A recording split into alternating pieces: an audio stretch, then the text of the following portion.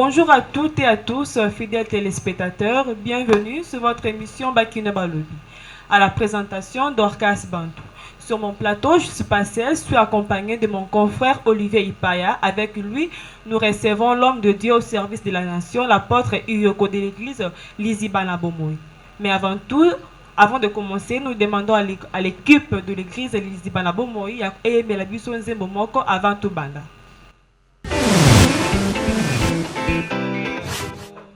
Ozanzambe sunganga okonza milimo sunganga Nzambe na boka Yesu sunganga Nzambe na lola sunganga Yahweh Yesu sunganga Yahweh nakobanga te Yahweh nakolenga te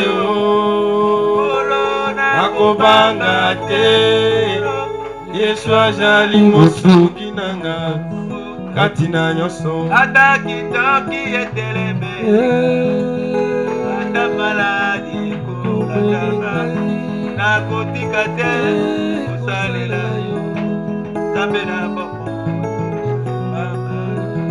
Nzambe na lola o susunganga Yahweh Yesu sunganga abaya bana ongolo sunganga Yahweh Yesu sunganga ilidia basanto ekolo sunganga Papa Yesu sunganga Yahweh nakubanga te Yesu nakolenga te nakubanga te Yesu azali mosungi nanga kati na nyonso Yahweh Yahweh kumama Yahweh kumama Yahweh Yahweh kumama Yahweh koya Yahweh kumama Yahweh Yahweh na lola kumama Yahweh kumama Yahweh Yahweh Yahweh yo kumama Yahweh koya Yahweh kumama Samwere kulutu na suwano bingu kumama Ekondina na sobomoye kumama Yahweh Yahweh Yahweh yo kumama kolo Yahweh Yemba Yahweh kumama Yahweh kumama Yahweh kumama Yahweh kumama Yahweh kumama Yahweh kumama Yahweh kumama Yahweh kumama Yahweh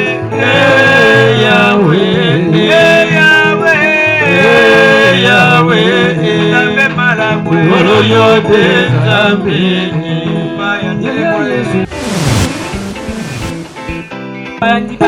balandi émission Bakina Balobi lokola nabaki na bande l'émission nazali nga moko te nazali accompagné na confrère nanga Olivier Ipaya. Bonjour Olivier Ipaya. Ouais, bonjour Dorcas Bantou. Et c'est bon par grâce à Yemoro le souverain. Olivier Ipaya maloba ongambo wayo. Ouais, bonjour papa. Bonjour apôtre Iyoko. Et salut Mikole Belé Pepoto Monayo, moi t'es belé ce qui te bengi ka papa za na voyage. Les autres qui visiter na temple na yo Lizzy Banabomoy. Papa nalingi na yeba pona nini opesa temple na o kombo ya Lizzy Banabomoy.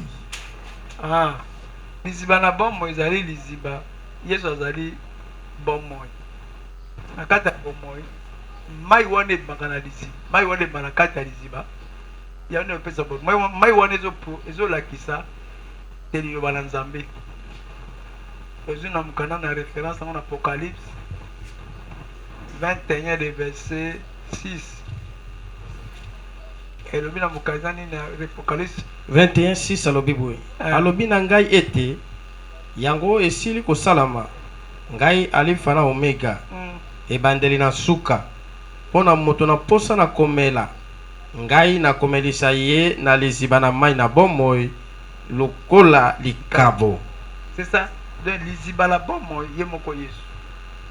Mai wana la parole yemoko Yesu. Le mai dem des opesa bomoy. N'est aucune démarche dans mai wana. Jean 15 le verset 3. bino bopetola mi pona liloba lisili ngai kosola bino ça bomelaka kati na nga mpe ngai kati na bino lelo kozopetola bato eza liloba na Jean 1 le verset 1 bi na ebande liloba ezalaki libaki mboka na nzambe mpe loba ezalaki nzambe biloko nyonso esalemaki na liloba na Genèse 1 le verset 2 bayi molimo na nzambe anda kotambola likolo na mai mai wana ezopresente biso kaka liloba molimo wana nde moko Kristo amen tina apesaki nkombo ya liziba donc maloba na kobima mai ekawukaka te ya na imagination ekawuka nebi na mokanda na 2 Pierre mai imagination ekawuki abi na mokanda na 2 Pierre le verset 17 abi ba mai mosusu ekawuki e mazima mosusu ekawuki pa mai esili wala mazima bazo kosalisa bango moko mais source de vie eza oyo ute pa na ye moko mai ekawukaka te ekokawuka te c'est ça totangi wana mokanda na alobi boye kasi ezwaki mpamela mpo na kilikili na ye mpunda emimi alobaki na mongongo na moto apekisi 2 Pierre 2 17 16 à 17 2 Pierre combien 2 Pierre 2 16 à 17 1 Pierre 2 16 à 17 bon toke po yo bena so milai ngomna naza pesa verset ok bazali maziba na mai mpe londende lokotambola tambola na mopepe makasi mwindo na molili ebomameli bango 15 alobi boye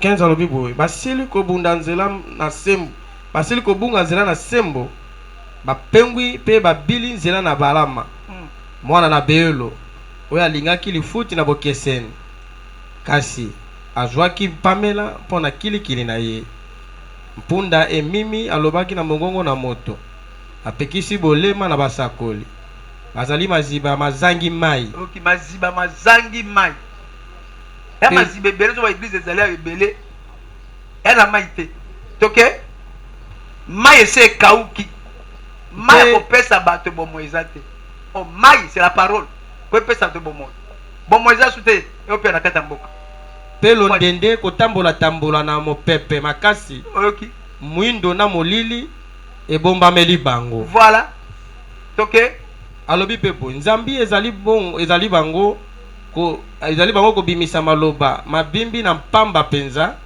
na mposa na mabe na nzoto oyoki mpe na makambo na mobulu bakolengola bango bazali kokima bobele sikasika na kati na bato na bizaleli na wayawaya bakokosa bato maziba eza na mai te mais Jésus liziba ekosi na mai te atanga ponyo na mosala na ye tokobanda boye tilobi ebandaka kolobaka ezopisaka mai ezomisaka mai nalingi natuna sumu tuna moko papa est-ce que on comprend des questions na comprendre liziba mpo nayebi liziba na kati ya liziba yango bambisi bazali oui bamarke ngolo bazali oui zombo bangando nalingi natuna mutuna moko papa ayebisaki biso na émission elekaki ye atanga te azwi mpe grâce wana akokende classe te comment fait-il que ocomprend la bible ozotanga bible wana na mayele nini bien sûr oza spiritualité ya nzambe ya seigneur mais il faut ozala mwa bagage intellectuel moke comment fait-il que yo otangi te subitement okomi pasteur ou apôtre nde tozomona peuple de Dieu ozotanga bango ebele na liloba na o baedifia mpe bakomi mpe bachrétien bakomi partout côté bakoki kokende mais yo moko boye physiquement nde tozomona o boye ozali immortel ozali moto akufa asala mikolo minei alobaka te akufa tozomona ye ebembe bakomi koprepare yo mpo tokunda yo apres toye komona lisusu okomi prophète ou apôtre wana mpe aza na bagage intellectuel te comment fait-il okokinga ebele ya bato etuluku oza nango yo parti au monde au service au royaume mpenza okambaka bango ndenge nini mais soki ozotanga bible ya français ya anglais ya balangue nyonso tozo comprendre eloko wana te tongi toyeba otangaki to wana ezaka stratégie na yo ke papa atanga na ye me nga biminaka na stratégie moko te nzambe abendaka mutu so aponi mutu azaka ye bongo molimo so de mutu ayaka kati na molimo so bien sûr mais molimo sans tozoyamba yo bien sûr te tokoyi te nzambe azotangisa biso ah bon ozotanga ngo ndenge nini po il faut aboza l'apôtre il faut tanga na cours biblique otanga cours biblique baye bango bazebele Jésus Christ ya solo pena oui aponaka biloko ezangi bakino ngina yebisa bino est-ce que apôtre pena ndenge aza boye apôtre est-ce que aza mwana nzambe to aza biloko na bango wana oya gris wana aponaka biloko oyo ezanga tina po apesa biloko ya makasi nani aponaka biloko yango Christ toke siko piaka verset po yoka siko Jérémie 1 le verset 4 timanango Exode 4 le verset 10 à 12 mais avant qu'il y ait biloko wana surtout toke na mukana na 1 Corinthiens 1 bino ngoza mibale ya mikamoko 1 Corinthiens 1 le verset 26. 1 Corinthiens 1 le verset 26. 1 Corinthiens 1 le verset 26. Si maintenant deux versets la paix sur la Jérémie 1 4 et Exode 4 verset 10 à 12. C'est ça. 1 Corinthiens 1 26 à l'obéboui. Bandeko.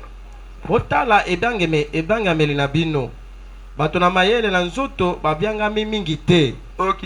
Bato mingi na nguya pete. Bato mingi na mabota na lokumu te. Na bokonzi na ye. Kasi nzambe aponi biloko na bolema na mokili ete ayokisa biloko na mayele soni pe nzambe aponi biloko na bolembu kati na mokili ete ayokisa biloko na nguya soni. Voilà. Oyoki. Da ponaka bato pa na bokonzi aponi bata lokumu te aponi bata mayele te po ayokisa bata mayele soni mayele ndeza ye po tola mayele mibale satana mayele na mokili Yesu mayele ya likolo mayele ya Daniel na mayele ya Bezerboul diable.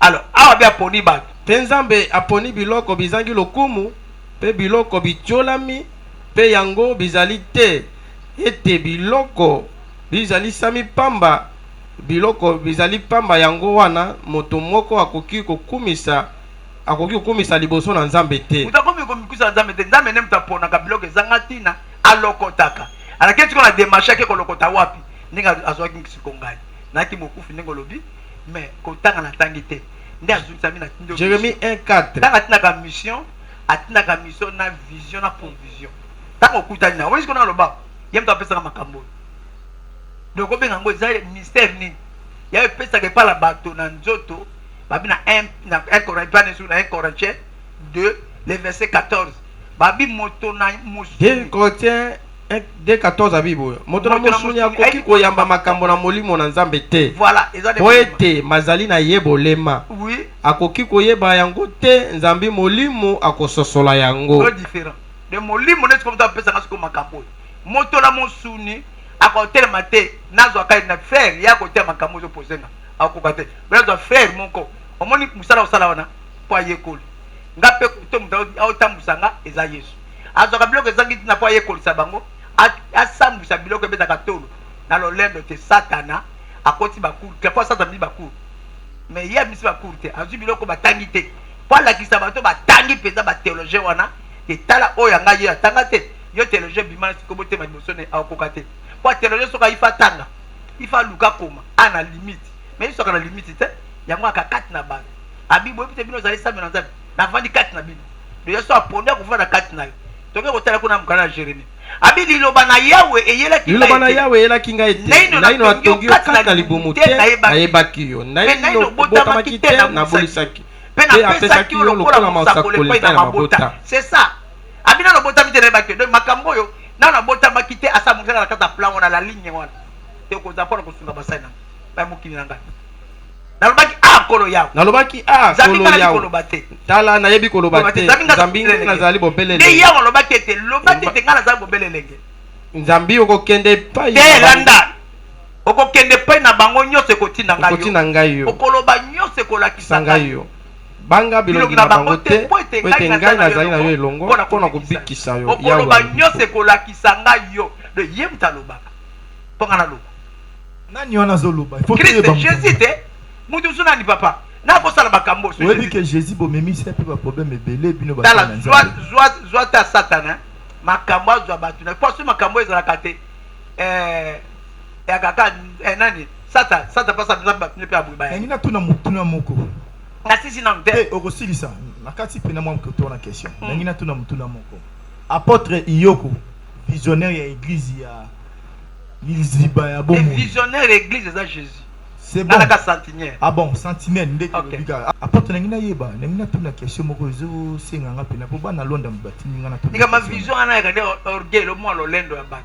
bien sûr apôtre comment fait-il que yo ndenge oza wana ndenge tozoyeba bayebisi biso ke okufaka okufa 4 jours yaki 3 jours ah 3 jours c'est que yo na Jésus boza ndenge moko po Jésus pasaki 3 jours assez cuit yo siko lycée konani ezaka wapi na mama emo na kutu to wapi wana eza histoire yebani soki nazona ichasa mabe histoire wana yebani na mutu nyonso to mwe nalaki na ovalumu to olali pongi moko po après 3 jours peza na yebaki na kufa nani siko ayebaki okufaki po bato beka lisolo bazalaki omonaki ange wana memaika na ndenge na zongi ange penza oui ah tanga na zongi po eza ange baza ange wana de ange te c'est bon na eza ba ange oyo bazomonana te baosala service mpo na biso ah bon na ba ange oyo bazomonana mwena aloba te ke liziba bomo eza na bonzambe babimbuma misala nde mte kolakisa te oyo soki nzambe azali awa to azali babilobi na mokana na proverbe 27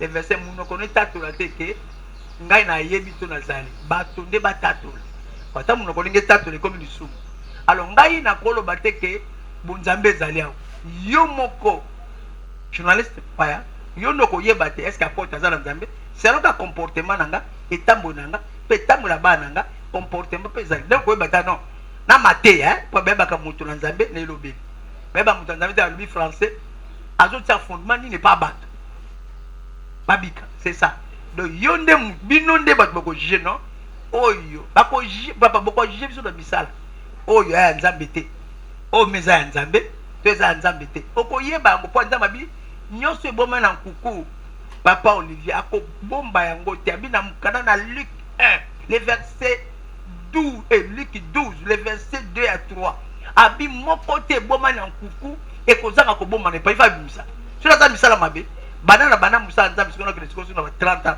et quelques nde se bima nde bima lizipami moko te ekozanga komonana avant na kesika bosoto te soki avant ova na biloko wana ifa kabwana yo ipo koyeba place oyo soki avandi kati na yo akala ba sata so aza kati na yo ala ba symbolique ne pongaki na bakisi ala ba symbolique na ye oui na ala ba symbolique na ye Yesu pe aza na selemu ke ala to la de totem amo totem so Congo yaki liboso Zaïre mon vous na totem yo le Zaïre yaki le pare koti wana Christ a totem na ye totem à Jésus totem à Jésus ezali vérité solo totem ya Satana eza lokuta yaboza ko se présenter biloko mibale solo na lokuta ndenge ezopala siko ezotambo siko na kata mokili ya biloko mibale siko eza ko se présenter au monte au mwana nzambe eza binga nazali nzela solo pe bomo kuna sasa bete bino buti na tata bino Satana ye mobomi na bato longwa na ebandeli atelemi kati na solo te kwate solo eza kati na ye te wane kosola ke lokuta akosola makambo na ye moko aza mobuki na lokuta le de totem etelemi na mokili sikoyo oye na mokili basaka feta lokuta tata mozambi nakufaki bautotuni kasi kasiko akufaki bino bouti na tata na bino Satana na ngai mpo lokosi bote oyebi journal lelo akani journée nini voilà batia na journée mais journée solo batia yango te oyo tosala fete mais nde toza bo toza mpe na journée solo e solo eza te po solo eza na mokili te solo eza ka na lola c'est que yo mpo olobaka no solo te nga na oloba solo po solo eza kati na nga nini ezolakisaka solo eza kati na kasi yana bete nga mitatu te na zoloba solo nga mona naconvaincu te oloba solo yo moko oza convaincu te na ntango ya corona est-ce que oyebi ke tozala na pandémie moko etungisi monde mobimba oyebi yango non oui na bato na ye zwi bato na bango zwi bato na bango ekozwa bato na nzambe tokotonga koto wana nalingi ka totonga biso mbaye na yo eloba te apôtre ntango coronavirus eye ebandi koboma na Chine oyokaki yango non siko oyebisaki pepe ya yo nini liziba ya bomo nini do vision nini avant corona ne ya oyo lobaki mais na lobaki nga fa malade ne ya so tu dis qu'on a solo oui mais biso to na bisaki pepe kuna déjà na beke pepe là on a bêté malade ko ya bokota mabonde kuta église kota mabonde là va malade ya eko boma mais ndeko moko azala kaka na balabala o abiki za lokuta abi yo lobaki lokuta yo ndo po kamwe malade ndenge ye de balaki na poto ngana kia te bon oyebisaki nzambe comme yo mwana nzambe po yo zwaka na nzambe mais puis le na Amos 3 verset 7 alobini batanga na yo Amos combien 3:7 ngala otima te ke muto atanga te po muto atanga te akoza na biloko wana solo nkolo yawe akosala likambo te bobele ete ayebisa mwangu na ye epai na baombo na ye bango basakoli voilà kosala likambo moko te koya danger na mokili sasola na moto ya bengi fe aya boma Gomora Sodome asoye na musene Abraham abino ke boma Gomora Sodome Abraham abi le osa intercession pour na Gomora Sodome pour na lettre de akosa que ayebisenga makambo na bitala pepe dimo ezoya ezayi uta wapi enda tina États-Unis mais ko kene na Chine bakelo ko meka biloko ngo yalo ko batumba ko tumba yango le boma machine to mingi ekelo ba boma ba noir ko ba otala ndenge ni biso bota mingi na Europe na ba to soki to tiki bango mingi ta ba ko la biso bango mingi bota mingi te ta bitume ko zalawa ba ko envahir biso mboka ata na ko éliminer bango tala mayela moto asa biloko na ata ba wali mona ke ya ka ya ka minga ka basala ka ba programme malade to ba kango Olivier mai ba ba su ba bitolo ba to anini ba tumbi al sur le matin ba ko bela ba ko bela ko ke na hôpital c'est ça le système na bango bilgeta sa docteur amga yenda sa des solution wana au moins pas ni na e ko makama ya corona zo la mise pas bien sumbo hotel akati wa lengo c'est ça o ba tu ba senga ki na tawana apese koki de makambo ya corona ay pas blonde ngana mona ngo na ebite pona mo bimbe na ngote mais pas na ngana poto la vivre ngo moi c'est nga mama binona apina ki yango papa ko telemate o ko consulter ko telemate mais o ki sata la zana ba pla azoluka aboma sole za kata bato bana ala ko luka kana zela na ole baki boye otanga boye ale bakite so awa bakom ko luka yo bakom donc ça na Jérémie zalati lobby na peso ti lobby ouais poser question nyonso lingi bible ko répondre pas ye bible ndasaki yango liloba ngala liloba te na bota mata basa na zalaka te nyonso ko poser tozoye bape église mo peza kuna kuna ngo liloba oyebi liloba mais papa église a Yesu komo ngoni église a Yesu ikomo ni te ngana yebite Yesu na église te biso ne to tie ba kombo omoni kombo ngana tie ba pesa kinga biso ne to tie ba kombo to kalo bini nde ya walobaki na ngai ete lobate tika za bobele ngai nazali bobele lenge zambe ko kende pe na bango nyonso ko tinda ngai yo na bango okoloba nyonso ko lakisa ngai yo banga bilongi na bango te po ete ngai nazali na yo elongo mpona kobikisa yo yawe alobi bongo bongo yawe asembolaki loboko na ye mpe amamaki monoko na ngai yawe alobaki mpe na ngai ete tala natima maloba na ngai kati na monoko na yo. Alléluia. Amen. Oki place likamo yo ngwa lobo soki zo bima. To qu'est-ce qu'on a démarche à malobo kaka pas tout les questions qui t'ont papa. Ba ya ki système te zo lo bisaye manger ko lo bisa makambote. Pas de ça alliance ya nzoto alliance ya konimasika pona molimo. Ake kuna mkanana Exode bojo. Exode 4 le verset 10. Moïse batindi mission na Égypte kuna présenter akimi. Abinga na bikoloba te nazaka obele baba na bikoloba te. Nzamba taleboti nzamba bine na 11 ni. 11 alobibo. Bongo lewelo 4 10. Moi sende alobelaki yawe ete ekolo na ngai nazali moto na maloba polele te. Voilà, je l'ai vu dans ma polele, je l'ai 11. Bongo yawe alobelaki ete nani asalaki monoko na moto. Abisa mose tokei. Nani azalisi moto emimi soko ebubu. Soko na kotala soko na miso makufi. Ezali yawe te. Na bongo kende pengai na kozala na monoko na yo elongo pengai na kolakisa yo yango ekoloba yo. Moïse ake yemo ka misisra ana ba soldate pa mutako banga soldat zate mutazate akolo sa Israël pa faron dengene Moïse ko lokaki na Moïse kat na ye mais kana monoko Moïse tabi kana mbula kiti abi likambo boy fara moniam eta fara ti fara lembi. Amen. Donc nazali oyo natangite bandeko nanga kolo nde azo inspirenga kolo mokili Kolo Lingomba visionnaire Jésus. Kwa benga na kati ya musane lokola sentinelle. Para ko kebisa peuple. Panga tindinga na kati ya mboko yo na verset avant maman poser une question. Vision ou tindinga ezali na mukana na Esaïe 42 les versets oyanga tindinga. Oya pesi peuple. Esaïe 42 les versets 7. Là comme dans 6 mais événement dans 7. Français zate. Wana kofungola. Pas ma caméra que ne type bande comme ça na poto autant. Ayo tanga français. Yekuna tanga kuna lingala. Toke noki. Alobi boy. 7. Wana kofungola miso na bango bakufeli miso. Te banaka 6. 6. Ngai nazali Yahweh. Nazali Yahweh. Na bianga kibino na boyenge bene. 1. Na simbi bino na loboko na ngai na loboko pe na bateli bino. 1. Na pesi bino lokolo akondima na epai na bato. 1. Mwinda epai na mabota. Mwinda epai na mabota. Pona kofungola miso na bango bakufeli miso. Miso atinga siko batebe bakufi miso. Bazomona baomona Congo. Tokei. Kolubola bakangami longwa na esika na nkanga. Pe baoyo bafandi na molili longwa na ndako na minyololo. Voilà.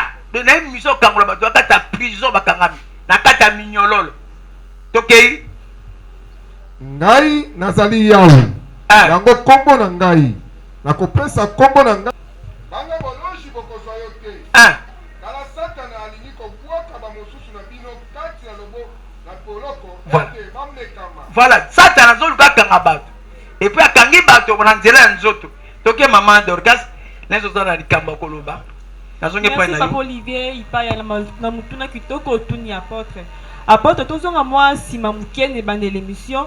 Tomona ki orchestre yuti royemba awa. Nini edifia yo po osa l'orchestre na yan, osa l'orchestre po bando royemba nzambe. Ah, merci maman Dorcas na bambola yo. Eloko edifia po na mbela ke mokili. Na place on a mané ko mbela, place na adorer nzambe, menga na ne ko adorer diable. Tana bominga na kufa na zongi, de na changer position na makambo nyonso. Ana bele boso mokili. Na yembela mokili mingi na ba matanga. Na sa musique na ko boka yeka pa tenge. Donc na yembela mokili mingi mais na zongi tomba te. Mais pour na rien na mokili frasi makisi. Alors, la moi qui te non. Tant dans minga abina tindo kende ko salila. Ko du verset. Exode 23 le verset 25. Yango etinenga mama tana zongi na koteya na bani kokota siko koyembela nzamba ndio explication ko banzembo na ye. Ani ko explication banzembo na ye. Na kina ide pinza ya makamba ba na kota baso na kisu na oteya na oyemba. Ndio tenga na oteya na yembi.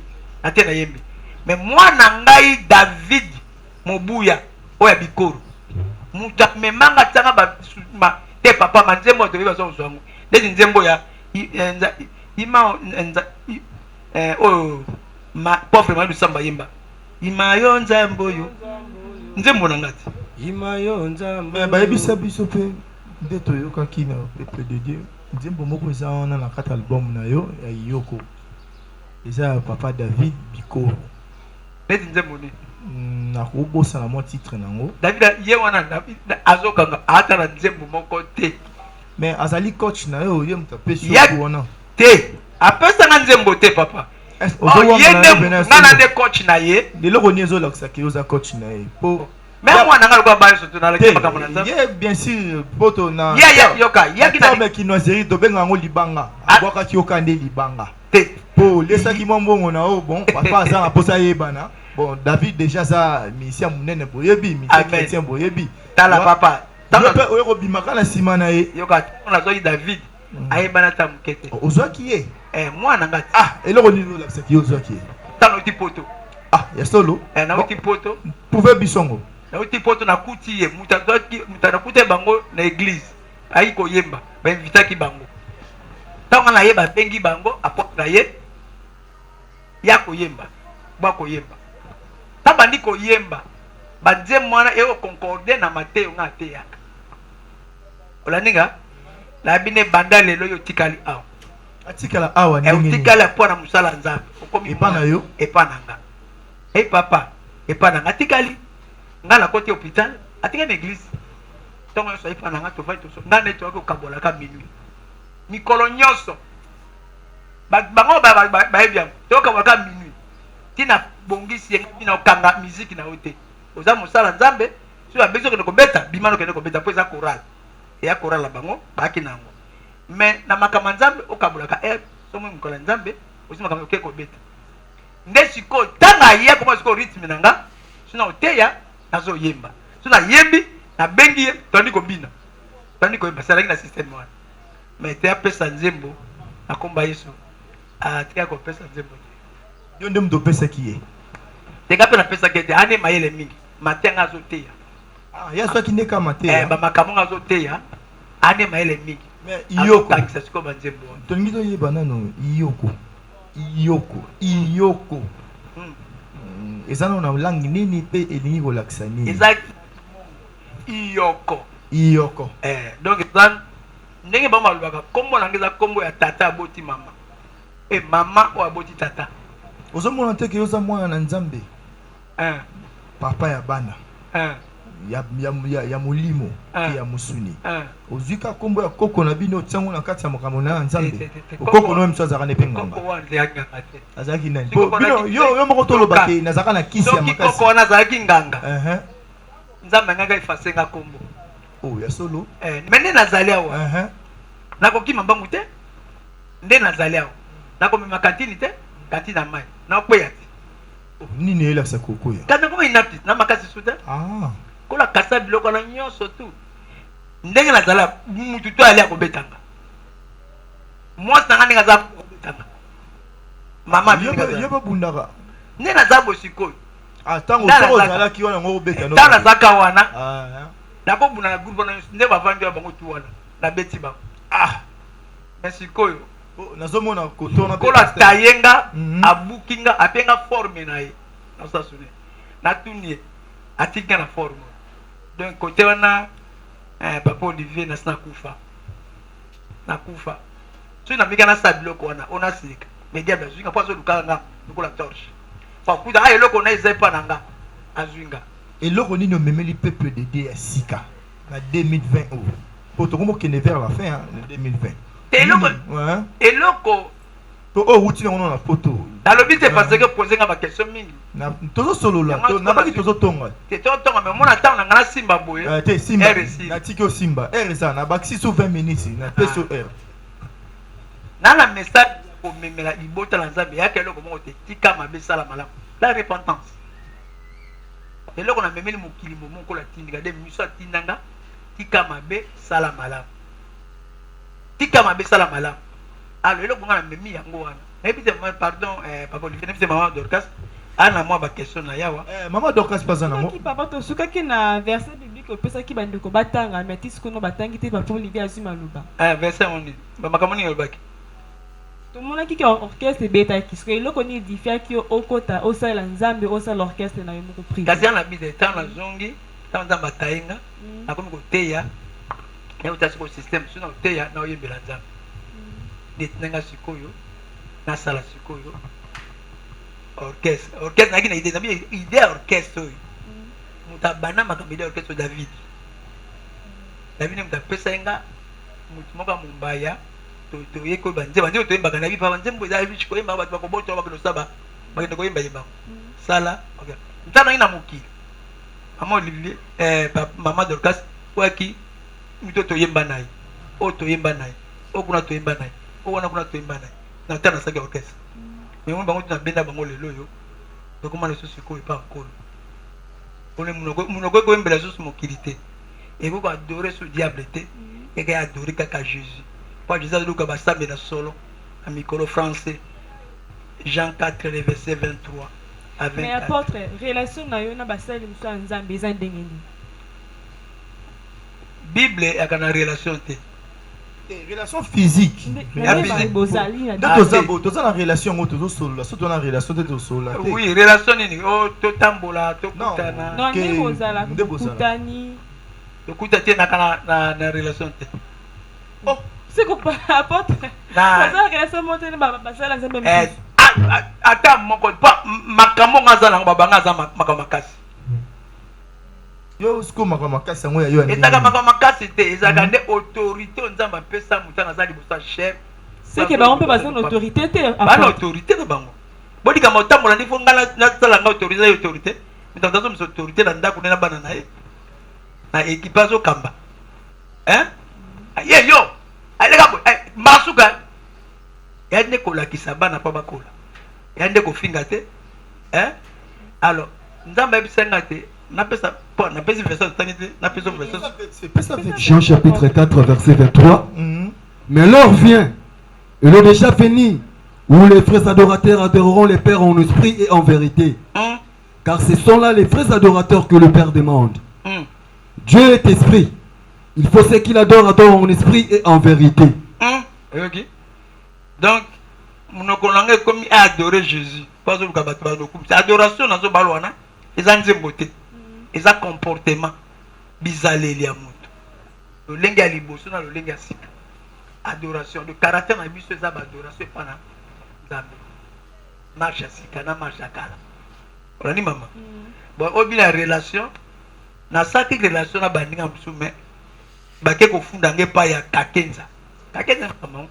Babinga na fingi tikoleka na finga kaye baluka ba bomanga be ban levenga na église mutabikisa nga na makambo wana ban levenga kaka David Mumbuya David nini po David Mumbuya David Mumbuya wa Bikoro bon ça va ba Mumbuya bo comme ba David bango David Bikoro yango faut benga mutu na référence na Bikoro mwana wana abikisa ngere ko interpréter kakei mais na bi papa ozokumisa David Bikoro na bakali ba mwana nga pona ebilo ndenge mwana ozotanga mais moni bana tu bazalia ba msu bazotanga bible te wana ba ye wana azaya ya na bango mutabatiza ki Jean baptisa Jésus Yesu Christ mutabatiza ki abatisa biso verset biblique wana papa oui Jésus mukala na Luc 1 verset 39 de Luc 1 verset 14 à 15 Luc 1 le verset 14 à 15 rapide pendant mon Bible les autres ça lentement la moi lent pas rapide bato mingi bakoyoka esengo na kobotama na ye wana pe siko Jacques Ali message pas bota siko Jean wana comme d'abord on Jean message du qui pas Jean OK esengo kozala mingi ekozala na yo pe kosepela mingi pe bato mingi bakoyoka esengo na kobotama na ye wazo pesa malobana ange OK Waete akozala moto monene na miso na nkolo. Abi ye mwana nga akozala moto monene na miso na nkolo. Pe akomela masanga te. Akomela masanga te. Soko eloko na kolangwisa te. Pe akotonda na molimo mosanto longwa na libumu na mama na ye. Oyoki mwana. Aotona apese message de mwana nga otona molimo mosanto longwa na libumu ya mama na ye. Olandi papa. Naso landa bien. Tala pesi message na Jacari atie moi tembe anja longwe les mêmes jours na butu wana atongo na ngakope sa mari Luc 1 le verset 28 alobi à 29 donc à 29 à 30 29 nde abandaki mingi na mokolo yango nde abandaki mingi na lusako yango nde abandaki mingi na monoko yango pe azalaki kokakata na sokolo sako yango ezali na motindo nini mwanje alobaki na ye ete banga te malia po ete ozwi ngolu epai na Nzambe pe tala okozwa zemi pe okobota mwana mobali pe akobianga makombo na ye Yesu ye akozala monene pe akobianga mwana na oyo aleki likolo Yaka. Kolo Nzambe akopesa ye kiti na bokonzi na Dawidi tata na ye. Akozala mokonzi na ndako na Yakobo libela. Pe bokonzi na ye ekozala na suka te. Mali alobaki na mwanje ete oyo ekozala boni awa elali ngai na mobali te. mwanji azongisaki monoko ete molimo mosantu akoya likolo na yo mpe nguya na oyo aleki likolo ekojipa yo. okimona ngo siko molimo mosantu ya likolo na olandi sikoyo azolanda bien babika na ligue wana 1:39 1:39 na ntango yango Malia atelemaki mpe akendeki mbango na mboka moko na mokili na ngomba na Malia Yuda. nde mutu siko amemi mwana wakati nenda molimo mosantu olaninga bien. Amen. Maria amemi mwana ngo ake place so Joseph azwaki na kati ya fiancé nepa ya Jacqueline na Elizabeth tokei Na ntango yango Malia atelemaki mpe akendeki mbango na mboka moko na mokili na ngomba na Yuda. Akomaki na ndako na Shekalia mpe apesaki Elizabeth mbote. babi apesi Elizabeth mbote omoni ya leo mekutati Elizabeth aza na zemi ya nani ya Jean Baptiste Maria aza na zemi ya nani ya Jésus ola siko connexion ne baptême ngiaki tanga pesi mbote toke Wana elokaki Elizabeth mbote na Malia aki mbote na Marie mwana kati na libumu na ye apombwaki.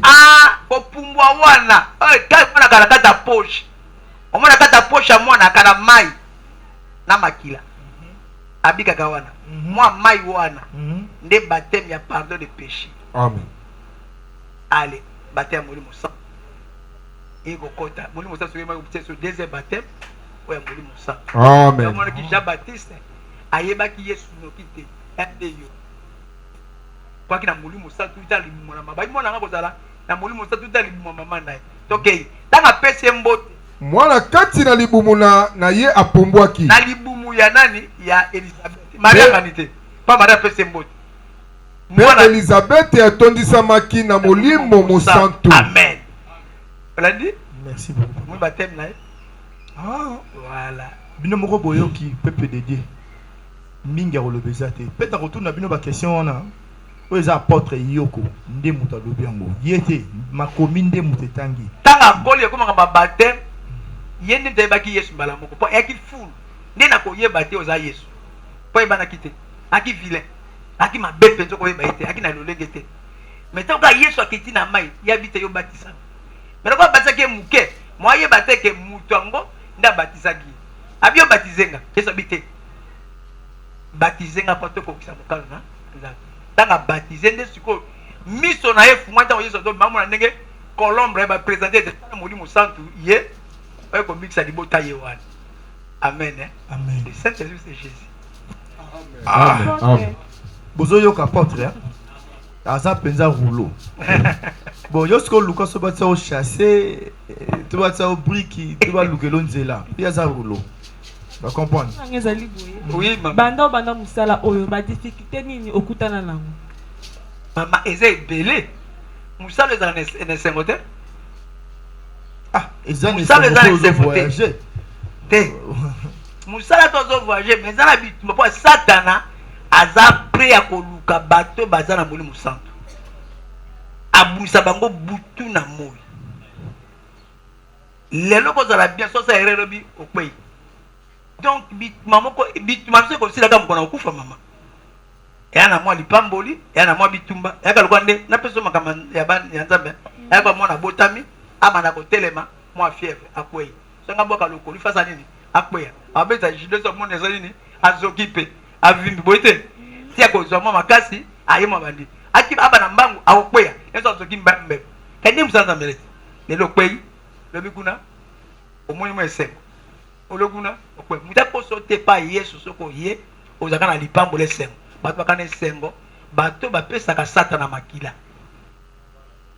basali na ye babien mituka bandako akilaka te mais biso tozali ngai nali na pumu te barete mena genaka so na gene te moin te so na bondeli te na butu ngai bondaka 0 1 ti 6 7 so na bino bolali ngai nazonga kolala na moi so obondeli biloko wana te okozwa makambo ndenge nini pe peuple no babika ndenge mpo satana butu nde aka kosima siko libota yana seke te beli korona